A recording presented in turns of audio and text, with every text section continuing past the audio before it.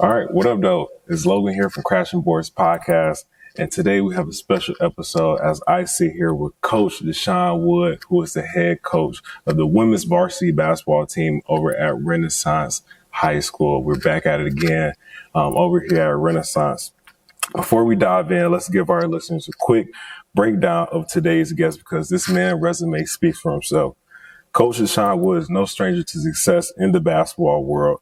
His basketball journey started as a standout player, and his career took him across the world, making an impact at every step.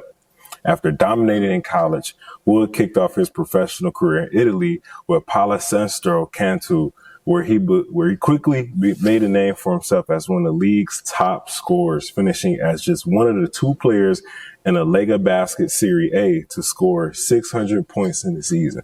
And if you know about overseas basketball, it takes a lot to score points. It's like 18 points over there. It's like 30 points in the NBA for real. Yep. The following year, he took his talents to Palazzo Treviso before making a move to Germany's Bundesliga in 2010, where he joined the Skyliners Frankfurt, and this is where his game reached another level. Wood led the league in scoring and was named the Bundesliga MVP for the 2010-2011 season. After that, his dominance earned him a spot with Alba Berlin, one of Germany's most historic clubs, following his former coach Gordon Herbert. From there, he continued his European career playing for Le Mans Sarthe basketball in France, Tofas in Turkey, and then returning to France to suit up for Cholet Basket, Lemingos CSP, and SLUNC Nancy Basket. From Italy to Germany to France, Wood built a reputation as a dynamic scorer, floor general, and leader on the court. And now he's bringing that same energy and passion and coaching to where we at right now, Renaissance High School. Ladies and gentlemen, we have Coach Wood. Appreciate you for coming on. Thanks, man. Thanks for having me, man. I really appreciate you being here. Likewise. So just a brief mention into your coaching. Take us back to the beginning. What was your first introduction to basketball, and when did you realize you can play at a high level? Oh, man. As far as I can remember growing up, basketball was all I ever wanted to do. Every single day I had my basketball with me, whether I was going to school. Back then, we played at the parks, at the recs. So every chance I got, man, I just spent all my time, on the court, So that's my biggest memory. And people would always say, Wood, we see you with that basketball every single day. And I tell people to this day, basketball is led the way for me for everything I've ever done. So I'm much grateful for the game, for sure. For sure. You had an incredible pro career across Italy, Germany, and France. What were some of the biggest lessons that you learned playing overseas? Oh, man, a lot of lessons. Obviously, the game is a lot different. So just focusing on the new styles, the new culture, the different languages, the physicality of it, how to be a good teammate, how to play unselfish basketball. So I think the different styles definitely set me up for understanding the game at a higher, much different level for sure. What are some key differences that you see between American and European basketball? I think the biggest one, just to point out, is in the NBA, they play strictly through the best players. And overseas, they play more through the team and they try to create advantage for whoever is open. So that would be my main takeaway. And some teams like the Spurs, if you remember, they had Tim Duncan, Tony Parker, Manu Ginobili. When they had some players from across the water, you saw that brand of basketball. Yeah, Boris Diaw, exactly. So you saw that brand and they had a lot of success with it. And I think a lot of teams actually end up stealing it, so you see it more often in the game now today than as you didn't really see it that much back then. For sure. So in 2010, 2011, when you were in Germany, you led Bundesliga in scoring and in league MVP. What clicked for you that season that basically pushed you over the threshold to win that MVP that season? Well, I just knew that once you became a professional, you're dealing with other professionals. And I think my biggest motivation was I just wanted to show everybody that I belonged. Because when you play overseas, it's more of a year-to-year base kind of contract. There's no 4, 5, 6 year deals. So it's like every year you're kind of marketing yourself and planning for the next year. So I just wanted to show people my impact and how good I really was and show that I compete on this level, but also there were other pros and some of them from the NBA as well. So I was just really motivated to show that I belonged at that level. Playing under Coach Gordon Herbert, what were some coaching philosophies that you picked up that you still instill to this day? Man, you know what's funny is 2 summers ago, he coached the German national team, and they beat the USA for the championship, you know. And it was a proud moment because although they beat Team USA, it just brought back a lot of memories of how his style was, which is being unselfish, playing together, playing extremely hard, being coachable. Yeah, thinking the game. And when you play that way, it doesn't really – it matters who you have on your roster, but you're going to give yourself the best opportunity to win. So when he pulled that win off, it just brought back all the memories and the things that we did together and why the success we have. So I wasn't surprised at all, you know. Because you just seen the offense before. Exactly, and his point guard was Dennis Schroeder, which is obviously an NBA player. And I just saw the sets he had for him was kind of the same things he did for me, you know. So it was just like a bundle of joy, just like reminiscing. Like, man, it works at every level, you know. So it was good. Yeah, that's some of the best basketball to watch, you know, for youth that want to study the game. You know, some of the sets that Europeans play, because even as a point guard, you being the floor general, having to think through those sets, you have to remember all that stuff. You have to remember where people have to be at in the sets. You have to remember, you know, the different adjustments, the different coverages you might see. Like if you run a pick and roll, if you get trapped, you know, what's the pass? You know what I'm saying? And you got to be able to, you know, make the right decision at the end of the day, you know. So that's the most important thing, because most kids now think it's just all about scoring. Well, you might set up somebody for the hockey assist, or you might, you know, just let the ball go because you've already created the advantage. Now somebody else can make a play off of it. So, you know. Even to the point of being in the right spot. You know, if you hot and draw the defense to help defense away for somebody where they can go and mismatch one-on-one. For sure. Just like it's so many different nuances into the game. That's just, you know, to your point, just it's a big reason to love the game. Exactly. And not only just, like you said, scoring and going out there and trying to get a bucket, but just like those little details. And knowing where, and you know for a fact that person is in that corner or that person is lifting, you know, just knowing that you ain't even no doubt in your mind. They're there, you know. So you know, that's why we look at players like Luka, and I have to explain it to some of the youth that, you know, I coach and I play with. It's like, because he came from a system where if you're in the right spot and when you draw up that play, it's not because he just sees you in the back of the head. Exactly. He just knows, you're there. He knows so you're there. Sometimes he might, if you really actually watch the game, that no-look pass might be a turnover. It's because he's not in that spot. Exactly. You know what I'm saying? So, for sure. Knowing your personnel, knowing what people are supposed to be, that's just like going to bring you across. And to your point, it's like you're the coach on the floor. You know, especially as the point guard, it's like you got to know exactly what the coach knows, you know, because if not, then who knows what's going to happen, you know? So, So transition to coaching and your success over at Renaissance. What inspired you to get into coaching after your playing career? Well, I took a year or two off just because I wanted to see, you know, what life was without basketball, and it wasn't fun.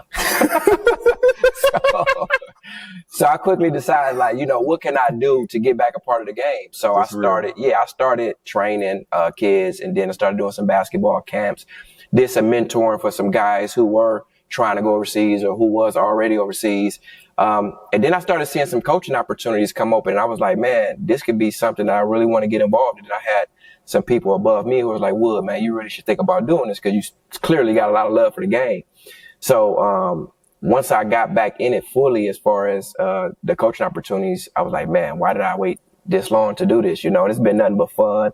And although you're on the other side, that competitiveness, that willing to win, that wanting to get these players to the next level, it brings a lot out of you. And it takes a lot to game plan, practice, you know, strategies. But if you want to win and be successful, is what's required. So just having that feeling back of being back competitive and being a part of the game was real good for me. Transitioning into coaching, you know, us being players, like before we've got into coaching, you know, you're just a player. You're always in that player mindset. Sometimes you might have disagreement with the coach, or you might be at odds with the coach. How did your perspective change getting on that other side, being on the coach, and now you're the one that has to handle all the different attitudes and egos on the team and assigning roles and things of that nature? I do think playing helps with that a lot, because now the things I complain about as a player or didn't like as a player, now as a coach, I can look back and say, I can understand it a lot more. Yeah. I understand it. Yep. So I try to give most of my players both sides of it, and through experience, just constantly reminding them, say, listen, if you want to do this, if you want to get to this, if this is how it needs to be done. So I think to one of my advantages, I always try to use that is, hey, listen, I've been there, I've done that, I know what it takes. So you got to trust me on this, So going from the player seat to the coaching seat is a lot different, just because now it's like the game plan, the workouts, the practices. It's like everything you do falls on you. When you're a player, it's more so like, you're not to say you're not focused on the team, but you're worried about playing well. But now it's like you're one track mind. Yeah. But now we're trying to make sure that everybody is able to get an opportunity. Everybody's playing hard. The team chemistry is good. The offense is okay. The defense fits the team. So it's definitely more responsibility as a coach, because you're leading the whole program instead of basically leading yourself, so. For sure. When you joined Renaissance girls basketball, what was your initial vision for the team? Just to keep the history going. One thing about a program like this is they've been good for so long. Absolutely. And competitive at a high level with previous coaches. So you just want to get in and make sure that doesn't get off track on your dime, And I hear a lot of people always say too, they rather go somewhere where the expectations aren't as high or there's not as much pressure. And to me, I feel like that's part of the reason why we're in this business. Give me all the pressure, give me all the expectations. Like, let me see if I can really do this at a high level. Yeah. So I love that part of it, because I'd rather be in the fire than just, people not really worried about what the outcome is, So once I signed up for this, I knew what was at stake. And so far, in 3 years, we've done a lot of good things. For sure. So, in regards to your tenure at Renaissance, I do want to tell the people about your accomplishments. So, in the last 3 years of Coach Wood being at Renaissance, he has had a 65-9 overall record, not even in double-digit losses yet. That's crazy. 36-0 in the Detroit PSL, a 3-time PSL champion, 3-time district champion, regional champion, and state Final Four appearance. And also he was awarded the 2023 regional coach and Detroit News Coach of the Year in just 3 years' time. Like, that's unbelievable. Like, that's really, when you say carrying on the legacy, carrying on the tradition, not only are you carrying the torch, but you're making the flame brighter as well. Yep. We've covered a few of your students that you've had, one by the name of Anaya Hardy, Christian Sanders, JB Archer, who's on the team now, whose potential is through the roof. What is the next step for player development at Renaissance High School? I think just to constantly get them ready for the next level. I mean, that's one of the main reasons why I'm in this, because I know that I had great coaches help me get to the next level, pave the way for me. So that's the main thing that we're trying to do, is make sure that when these kids leave this school, not only on the court, but off the court as well, they're ready for the real world. But since we're in a basketball game, just making sure they're ready, because the next level is no joke. And if you see how the transfer portal is now, there are less opportunities even for high school kids.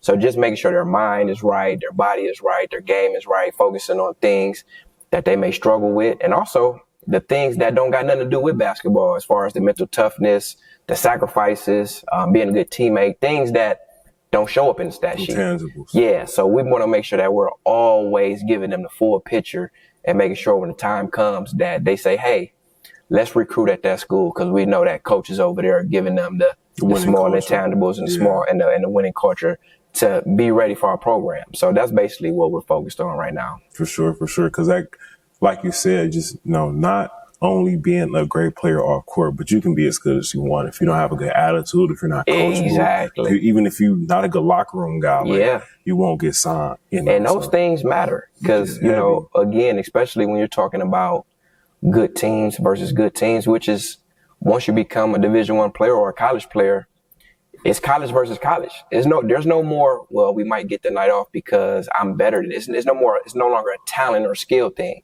Now it's the little things that's going to come into play that's going to affect the outcome of the game, which sometimes on that level is 1 or 2 point game, so being together as a team is going to help, even though at this level, sometimes you may not can see that, but those are things you try to get them to understand. So when it comes to player development, Renaissance, we can go down the list of the pros that came out of Renaissance. Yep. What separates a good player from a great player? And not only speaking in the coaching perspective, but also speaking in your perspective as playing as well. I always tell kids, they always ask me, how did I do it? Or what was the magic formula? And there's really no magic formula. The secret is simple, working your butt off, staying in the gym as much as you possibly can, being coachable. I hear Steph Curry talk about this all the time, just absorbing all the knowledge that you can from coaches, being a good teammate, always supporting your teammate, cheering on them, even when your days may not be good, having good character, good body language, really being a team person, because sometimes it's not all about everybody can't score 20 plus points a game. You're going to have to find other things to do out there on the court. You might have a game winning block. Yeah, and the thing is if you can keep that mental toughness side of things where I only had 2 shots this whole game, but that third shot, like you just said, it might win you the game. So being able to stay focused, locked in, dialed in, because your number's going to get called. It's just when it's called, are you going to be ready or not, is the challenge. So that's what we try to help them out with player development. For sure. How to add value. Exactly. So let's talk about the state Final Four run. Mm-hmm. And what was that experience like for you and the girls at the time? Man, it was phenomenal because we had a really, really good team that year. We started off like 18 or 19-0. We ended up losing one of our better players to a ACL injury, which kind of hurt us. But we were still able to get down there. But just a really good team with a lot of depth, a lot of college players on the team as well. But just having fun, sticking together, going through the adversity. Because that's the other thing, the other part to this game that people don't realize is there are going to be challenges and different outcomes. That journey. During that journey, The question is can you sustain those and meet them head on, and how do you respond when they do come, because they're coming. And that year, that team, our focus, our goal was always the Breslin Center from day one. So the fact that we had that goal and we got down there, it was a great sight to see because they put in a lot of hard work and they definitely deserved it for sure. Most out. So you have been dominant in the PSL 36-0, which is just amazing to even say. Like, it's definitely crazy for sure. Like in the last 3 years, you have not lost to a PSL team. Right. Yeah. At all. So you have a message for any young Hoopers that are grinding, looking to make it to that next level?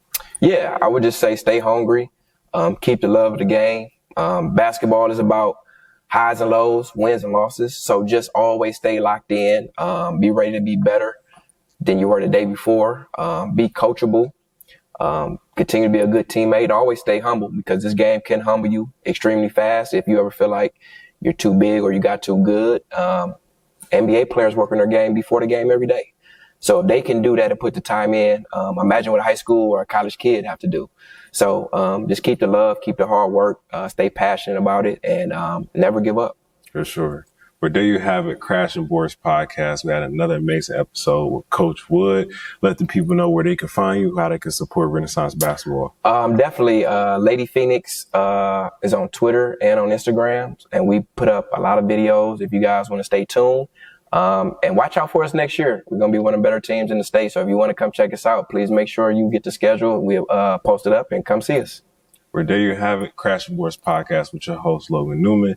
Catch us at Crashin Boards on Instagram and Facebook. And this episode is powered by 94 Feet. You can catch them at www.94feet.co where all the episodes will be uploaded. And catch us on YouTube. Make sure you subscribe, like, comment, and share this video out. There's a lot of good game in here. I will make sure for all you young Coopers, like I say in every episode, I bring these people on for a reason so you guys can go do your homework and you can understand the people who came before you and paved the way in the basketball realm. So there you have it. Coach Wood, appreciate it. Thanks, sir. Anytime. Yes, yes.